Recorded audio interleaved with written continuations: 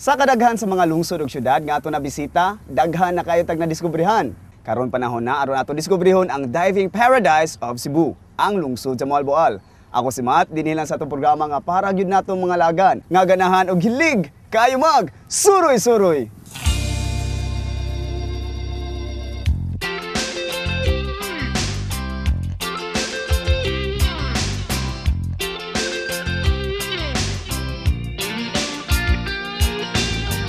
Diving sites. Mao gyud dayon ang unang mahuna-hunaan basta hisgutan na ang lungsod sa Moalboal. Dili ba mo curious kung unsa ni kaniadto ang ilang lungsod o kung unsa pa ang mga istorya gikan sa mga katigulangan kabahin ani Moalboal? Ako curious kayo. Og kulangan ang usa ka adlaw aron libuton og diskubrihon ang maong lungsod. Unsa kaha ang sugilanon kabahin sa ilang lungsod? Mahibaw-an na nato karon. Garbo kay na kung sulti nga kamong tanan akong gi-welcome sa among lungsod pagbisita.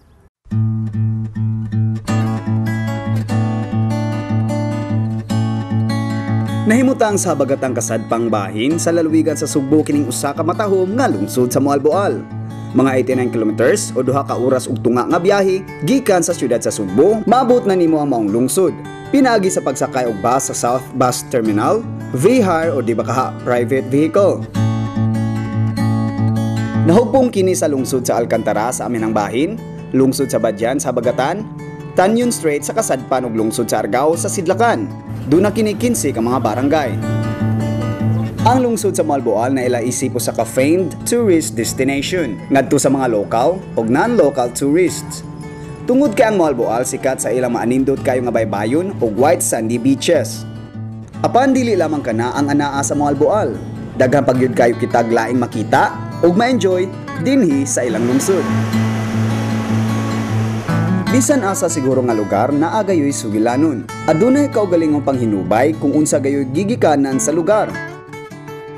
Ang ngan sa Moalboal na kuha ni sa bukal-bukal nga spring kay doon naman may spring kani adto nga kusog-kusog punta ni naa sa poblasyon est. Doon na kunoy mga foreigner mga taga-laing lugar nga niari dire nangutana usayngan unya wa kayo ka pronounce ang taga Moalboal sa bukal-bukal nahimong Moalboal. That's how we got our name.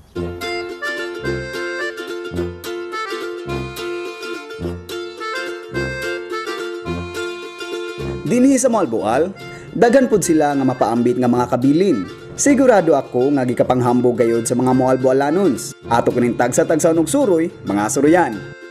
Naglaroy-laroy ako dinhi sa Moalboal.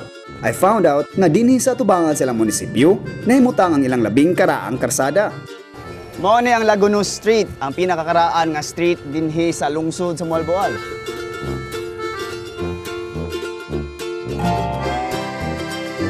Ang among lungsod kaniadto sa panahon pagyud sa nang karaan pagyud kay nga wa pay mga katsila do na siya giilang hero dire kadto si Laguno nga gidungo nga dunay gihuptan nga mga magical powers nga panahon kuno og musulong dire ang mga Moros ang mga bukong iyang palutawon unya mahimo mura og kanang mga sakayan sa mga kataga Moalboal nga musugat sa mga Moros nga manulong. Pero bukong rani niya mo nang idungo nga doon siya magical powers o superior strength. Usa siya ka warrior dinhi sa Moalboal nga nagagikan sa Bohol. O tungod sa iyang gipakitang depensa sa lugar batok sa mga Moro invaders hangtod siya namatay, nahimo siyang usa ka legendary hero ug kaniya gipahinungod ang pangani ining maong karsada.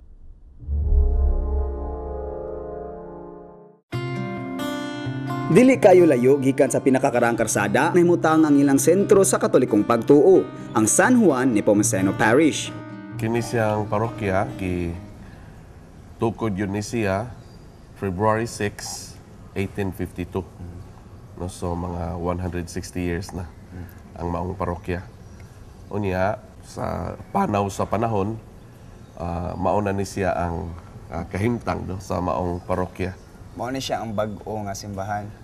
Kini siya na himo ni siyang simbahan tungod sa mga rason no nga importante sa kaayo gyud ba nga kining pag-abot na ko din 2004 diha nay mga moves nga kinahanglan nga evacuate na gyud ang daan nga simbahan tungod kay it was about to fall, no? Hapit na gyud to siya mo tungod kay dili na gyud siya maayo para sa katawhan, no? Ang bag-ong simbahan pag-abot na ko din sa 2004 September diha na ni gisugdan nga mga haligi-haligi. Kilid silang bag-ong simbahan, makita gihapon nato ang relics sa ilang old church. Unya pagka diskitaran nila nga they were about to celebrate the 150 years aning maong parokya, ang parish priest niya itong higayon na kahuna-una nga ilang ipaayo no ang simbahan. Karon sa ilang pagtanaw nas mga detalye, nagkinanglan silang mga almost 2 million aron lang pagguba.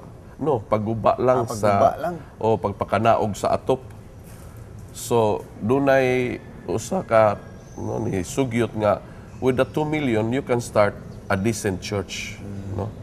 So ingon nato ang nahitabo, no. Mao ni siya natukod ning bag-o. Mao ning natukod ni siyang bag-o, no, kay kanang to restore katong panahona sa daan nga simbahan imposible na kaayo tungod kay di na gyud ta makakuha sa mga bato nga no gikinahanglan o Mahikap gihapon nimo ang coral stones nga mo'y gihimo sa pagtukod aning maong simbahan kaniadto. Bisan pa man nga dili na dinhi sa ulog ang misa, gipreserbar gihapon kining maong ruins. Kay saksi kini sa daghan ng panghitabo dinhi sa ilang lungsod ug dako kayo kining kabahin sa ilang history.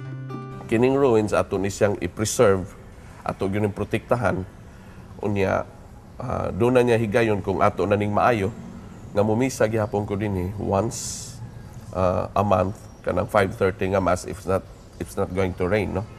Muna nga kanang ingon ana siya, no. Nya kadtong mga gustong magpakasal in the midst of the ruins, no, becoming even more romantic. Pwede din na, no. Ano ba? So dili na siya problema, no. Muna nga kanang kini siyang nahabilin taw namong mga daan nga mga bahin sa karaang simbahan. Amo gyud ni siyang giprotektahan gani ang kining among atubangan diya na mga portion ani nga mga bato nga nangatagat na. So mutong gidali gyud dayon pagpa-rehabilitate kay para no dili peligro unya mao man sa gyud gisulti sa among kadagkoan sa simbahan nga kinahanglan nga i-preserve, bantayan gyud, no, ang maong mga no bahandi sa mga kakaraanan ba, no. Kining gitawag na tog kapanulundanan mao man ang atong giingon, no. Ug mga kabilin. Mga kabilin, no, mga kabilin ba.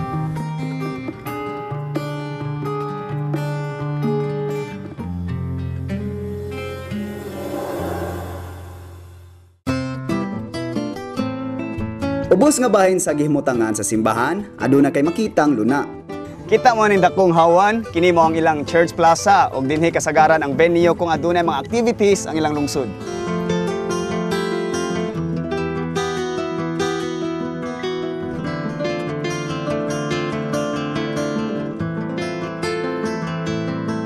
Sa atong pagbalik, atong hibawon nga nung wala na kayo kitay makita nga mga old structures dinhi sa ilang lungsod.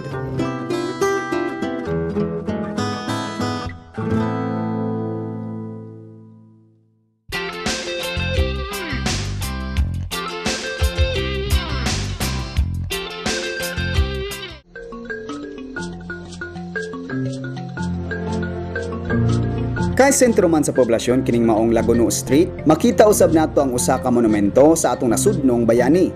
Kining monumento ni Dr. Jose Rizal dugan na ni nagbarog dinhi. This is to remind the passers-by that he is our national hero.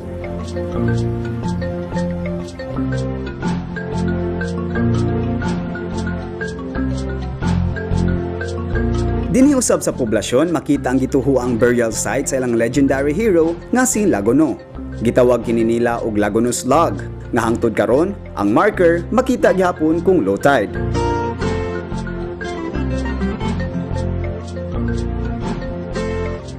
Duol lang sa Laguno's Log adunay gitawag nila og tulay. Usa kini ka pantalan nga nagsilbing suruyanan sa mga katawhan dinhi. Kini nga pantalan kabahin na sa mga moalbo-alanon. Matag mo albualanon nga miadto sa laing lugar, inigbalik na lang ni sa ilang lungsod, musuroy gayod ni ining maong tulay. Tungod sa mga fond memories nga ilang nakuha dinhi.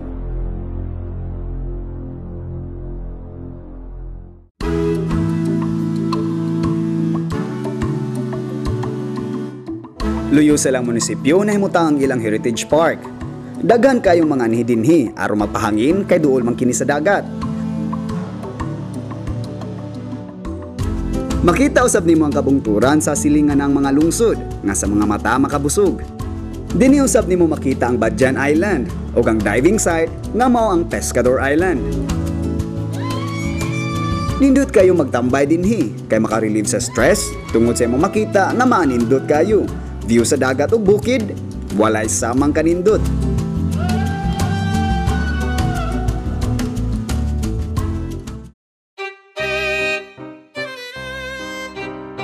Samtang nagpadayon ako sa pagsuroy-suroy dinhi sa Moalboal, nakaagi ko aning gitawag og Tumunoy Valley.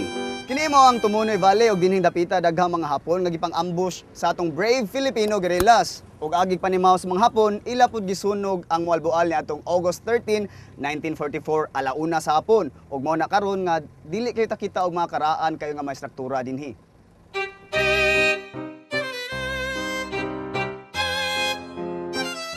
Dili kay bulong nga wala kayo mga old structures nga napabiling nagbarog hangtod karon dinhi sa Moalboal, gumikan sa dako kayong panghitabo. Apan bisan pa man sa maong pagsuway, nagmakusgano na mga katawhan dinhi og naningkamot nga mulambo pa ang ilang lungsod.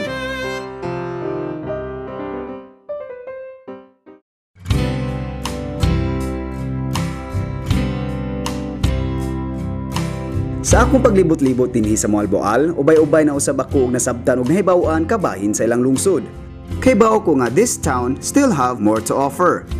Dili lang kay mga historical landmarks, kay sa bisan asa nga lungsod ug syudad nga akong gibisita, dili ako muhunong sa pagdiskubre kung unsa pa ang anaa anang lugara. Mugahin gyud ako og taas-taas nga oras ug mga adlaw aron masinati na ako ang kinaiyahan ug mahimamat ko ang mga butang nga talagsaon ra kayo makita. Susama sa mga kabilin ug mga unique nga gasa sa kahitasan. Daghan pa og ikadalit ang lungsod sa Moalboal ug hibaw ko nga makalingaw gayud kayo ninyo. Pipila pa lang ang atong nabisita sa Moalboal ug based sa akong mga nakita, nakaingon ko nga this is another interesting town to visit.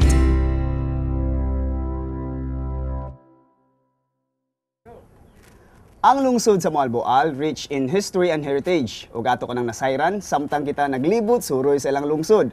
Apan daghang pang ikadalit ang Moalboal. Nga angan yung atngan sa sunod episode, dinhi lang sa Suroy-Suroy Moalboal.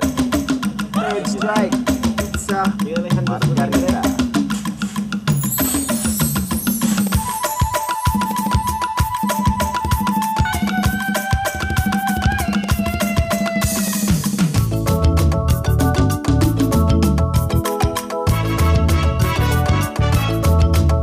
I would like to thank SM Department Store and Coco Republic for my outfit. Mga Suryan, like us on Facebook.